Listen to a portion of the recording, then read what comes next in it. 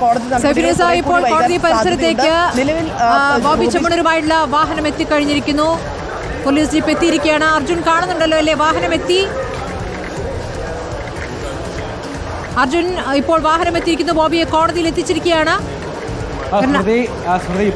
ഇപ്പോൾ കോടതി കോമ്പൗണ്ടിനുള്ളിലേക്ക് പോലീസ് വാഹനം എത്തിയിട്ടുണ്ട്. അല്പസമയത്തിനകം തന്നെ ബോബി ചെമ്മണ്ണൂരിനെ കോടതിയിലേക്ക് കയറ്റും. ഇവിടെ വാഹനം ഇപ്പോൾ കോടതി ഇറങ്ങിയിട്ടുണ്ട്. കൂടുതൽ പോലീസ് വാഹനങ്ങളുടെ അകമ്പടിയോട് കൂടിയാണ് ബോബി ചെമ്മണ്ണൂരിനെ ഇങ്ങോട്ടേക്ക് എത്തിച്ചത്.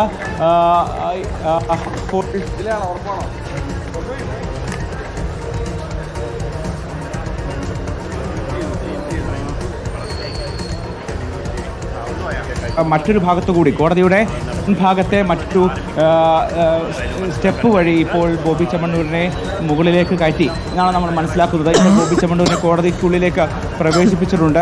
സാധാരണ രീതിയിൽ ഇത്തരത്തിൽ പ്രതികളെ കൊണ്ടുവരുമ്പോൾ എത്തിക്കുന്ന വഴിയിലൂടെയല്ല, മറ്റൊരു വഴിയിലൂടെ മുകളിലേക്ക് കയറ്റി കോടതിയിലേക്ക് ബോബി ചെമ്മണ്ണൂരിനെ എത്തിച്ചിരിക്കുന്നു. കോടതിക്കകത്തേക്ക് ബോബിയെ കൊണ്ടുപോവുകയാണ്. പ്രമുഖ അഭിഭാഷകൻ രാമൻ പിള്ളയാണ് ബോബി ചെമ്മണ്ണൂരിന് വേണ്ടി ഹാജരാകുന്നത്.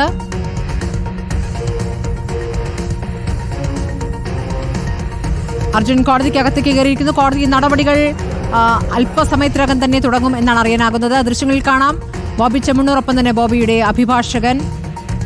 നേരത്തെ നടിയെ ആക്രമിച്ച കേസിൽ ദിലീപിന്റെ അഭിഭാഷകനും ആയിരുന്നു. അഡ്വക്കേറ്റ് രാമൻ പിള്ള ആണ് ബോബി ചെമ്മണ്ണൂരിന് വേണ്ടി വാദിക്കുന്നത്.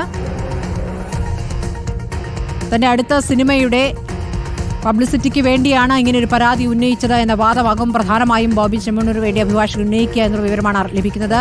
സൈഫുനിസ, കോടതിക്കകത്തേക്ക് ബോബിയെ എത്തിക്കുകയാണ്. കോടതി പരിസരം വല്ലാതെ ആളുകളാൽ നിറഞ്ഞിട്ടുണ്ടോ? വളരെ വേഗം തന്നെ ഈ കേസ് പരിഗണിക്കും എന്ന് തന്നെയാണ് നേരത്തെ അറിഞ്ഞിട്ടുള്ളത്. റിമാൻഡിൽ വിടണം എന്ന ആവശ്യമാണല്ലോ പ്രധാനമായും അന്വേഷണ സംഘം മുന്നോട്ട് വെക്കുന്നത്. ജാമ്യമാണ് പ്രതിഭാഗം ആവശ്യപ്പെടുന്നത്. എന്താണ് കോടതി പരിസരത്ത് നൽകുന്ന വിവരം സൈഫുനിസ? ഈ കേസും കോടതി പരിസരത്ത് നിന്ന് ഇപ്പോൾ കോടതിയിലേക്ക് ബോബി ചെമ്മണ്ണൂരിനെ കയറ്റിയിട്ടുണ്ട്. മറ്റൊരു വഴിയിലൂടെയാണ് ബോബി ചെമ്മണ്ണൂരിനെ കയറ്റിയിരിക്കുന്നത്. ഈ കേസുമായി ബന്ധപ്പെട്ട് റിമാൻഡിൽ വിടണമെന്ന ആവശ്യമാകും ഇന്ന് പ്രോസിക്യൂഷൻ കോടതിയിൽ ഉന്നയിക്കുക.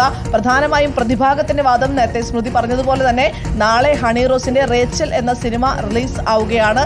ഈ റേച്ചൽ എന്ന സിനിമയുടെ ഒരു പ്രമേയം എന്ന് പറയുന്നതും ഒരു സ്ത്രീയുടെ പ്രതികാരത്തിന്റെ കഥയാണ്. തന്നോട് മോശമായി പെരുമാറിയ ഒരാളോട് ഒരു സ്ത്രീ പ്രതികാരം നടത്തുന്നതിന്റെ കഥയാണ്.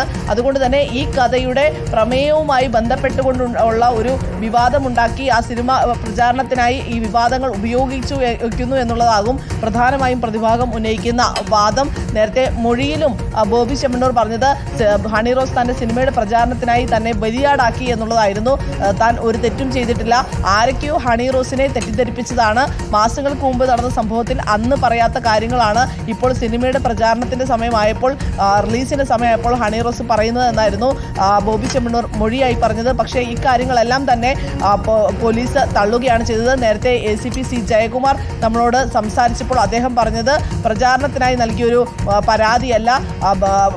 ഏറെക്കാലം ഇത്തരം ഈ പരാമർശങ്ങൾ, ദ്വയാർത്ഥ പ്രയോഗങ്ങളുടെ ബോബി ചെമ്മണ്ണൂർ നടത്തിയ പരാമർശങ്ങളെ തുടർന്ന് ഏറെക്കാലം ഹണി റോസ് സാമൂഹിക മാധ്യമങ്ങളിൽ ഇത്തരം അവഹേളനങ്ങളും മോശം കമന്റുകളും എല്ലാം തന്നെ സഹിക്കേണ്ടി വന്നു. അതിനെ തുടർന്നാണ് നിലവിലൊരു പരാതിയുമായി മുന്നോട്ട് പോകാമെന്ന തീരുമാനത്തിലേക്ക് ഹണി റോസ് എത്തിയത്. അതേ തുടർന്നാണ് ഇപ്പോൾ പരാതി നൽകുകയും ചെയ്തത്. അതുകൊണ്ട് തന്നെ തീർത്തും സത്യസന്ധമായി നൽകിയ പരാതിയാണ് എന്നാണ് പോലീസും ഇക്കാര്യത്തിൽ സമ്മതിക്കുന്നത്. പക്ഷേ ഇതൊന്നും പ്രതിഭാഗം സമ്മതിക്കാൻ സാധ്യതയില്ല. പ്രത്യേകിച്ച് രാമൻപിള്ളയാണ് ബോബി ചെമ്മണ്ണൂരിന് വേണ്ടി ഹാജരാകുന്നത്. പ്രമുഖനായ അഭിഭാഷകനാണ്. വലിയ വാദപ്രതിവാദങ്ങൾ ഇന്ന് കോടതിയിൽ ഉണ്ടാകാനുള്ള സാധ്യതയുണ്ട്. അല്പസമയത്തിനകം തന്നെ കേസ് പരിഗണനയ്ക്കെടുക്കും എന്നാണ് അറിയാൻ സാധിക്കുന്നത്. സ്മൃതി, കോടതി പരിസരത്തു നിന്നാണ് സൈഫുനിസ വിവരങ്ങൾ നൽകിക്കൊണ്ടിരിക്കുന്നത്. ബോബി ചെമ്മണ്ണൂരുമായി അന്വേഷണ സംഘം കോടതിക്കകത്തേക്ക് കയറിയിരിക്കുന്നു. കോടതി നടപടികൾ തുടങ്ങിയിട്ടില്ല എന്ന് വേണം മനസ്സിലാക്കാൻ. തുടങ്ങിയ മുറയ്ക്ക് വിവരങ്ങൾ നൽകാൻ കോടതിക്കകത്ത് അർജുൻ മട്ടന്നൂരുമുണ്ട്. ബോബി ചെമ്മണ്ണൂരിന് വേണ്ടി അഡ്വക്കേറ്റ് രാമൻ പിള്ളയാണ് ഹാജരാകുന്നത്. റിമാൻഡിൽ വിടണം ബോബി ചെമ്മണ്ണൂരിനെ എന്നുള്ളതാണ് അന്വേഷണ സംഘത്തിന്റെ ആവശ്യം. വീണ്ടും കസ്റ്റഡിയിൽ ആവശ്യപ്പെടുന്നില്ല എന്ന സൂചന നേരത്തെ DCP നൽകിക്കഴിഞ്ഞു. അതേസമയം ബോബി ചെമ്മണ്ണൂരിനെതിരെ കൂടുതൽ തെളിവുകൾ അന്വേഷണ സംഘം സംഘടിപ്പിച്ചു കഴിഞ്ഞു എന്നുള്ളതാണ്. കൂടുതൽ ഡിജിറ്റൽ തെളിവുകൾ ശേഖരിച്ചു കഴിഞ്ഞിരിക്കുന്നു. ഇനി വേണ്ടത് ഹണി റോസിന്റെ രഹസ്യമൊഴിയുടെ പകർപ്പാണ്. അതുകൂടി കോടതിയിൽ നിന്നും ശേഖരിച്ച ശേഷമാകും കൂടുതൽ വകുപ്പുകൾ ചുമത്തുന്നതിലേക്ക് അന്വേഷണ സംഘം എത്തുക എന്നുള്ളതാണ്. ജാമ്യമില്ലാ വകുപ്പ് പ്രകാരമാണ് കേസെടുത്തിരിക്കുന്നത്.